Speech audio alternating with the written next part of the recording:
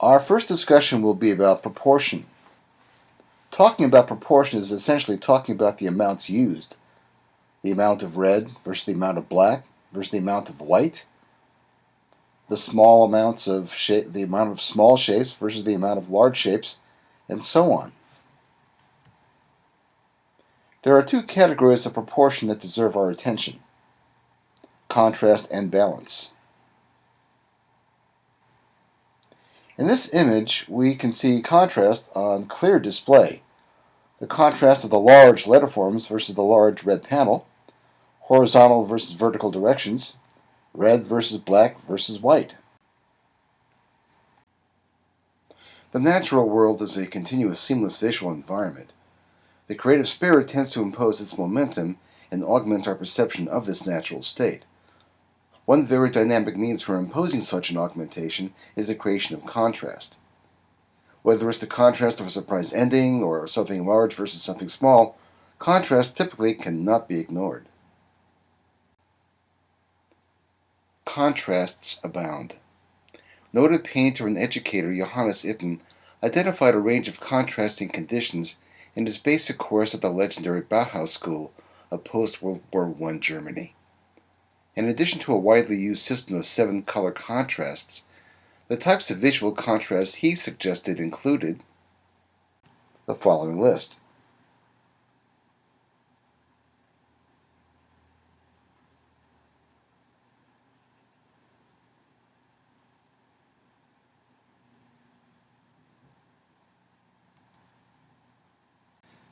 This sign is a detail from a larger panel that is opposite the elevator doors on the 5th floor of the Museum of Modern Art. This is a great example of information design, but it's also a very good use of contrast on several levels. A contrast of black letters to the white background and to the white light gray words exists.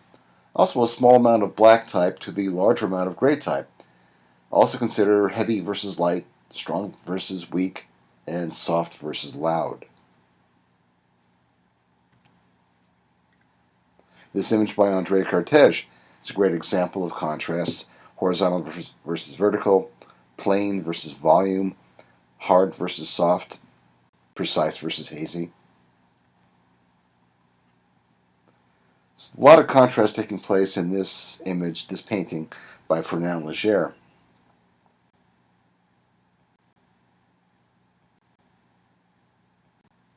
This Léger painting is also a great example of both contrast and balance. There's a sense of balance going on specifically in regards to the use of color. There are 3 qualities responsible for achieving balance: size, value, or color, and location.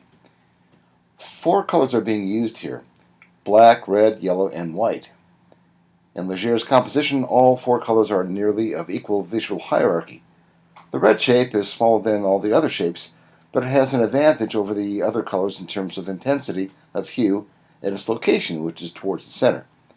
Still, there appears to be an overall sense of equilibrium regarding the overall distribution and balance of color.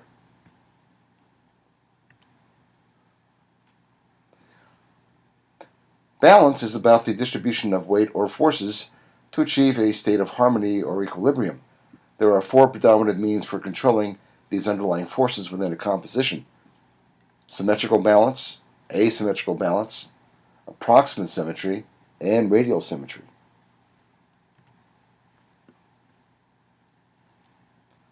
This assemblage by Jasper Johns is a great example of symmetrical balance. Symmetry is a mirrored sense of balance. The left half of the composition is virtually identical to the right half. This painting by Piet Mondrian is a great example of asymmetrical balance. The visual forces have a more random sense of distribution than that which is found in symmetrical compositions, but there is a felt sense of overall balance. This window display for Ralph Lauren is a great example of approximate symmetry. The draped fabric in the upper half forms an inverted V, or an upside down V, which extends into the lower half by way of the fringed fabric on the right, underneath the figure. Closure allows for the near completion of a virtual diamond shape. I'll kind of draw that out for you over here. talking about this. The reclining figure is offset to the left, creating emphasis. The fabric is offset to the right, creating a counterweight to the figure. The result of the mutual offsetting helps to evoke a sense of balance.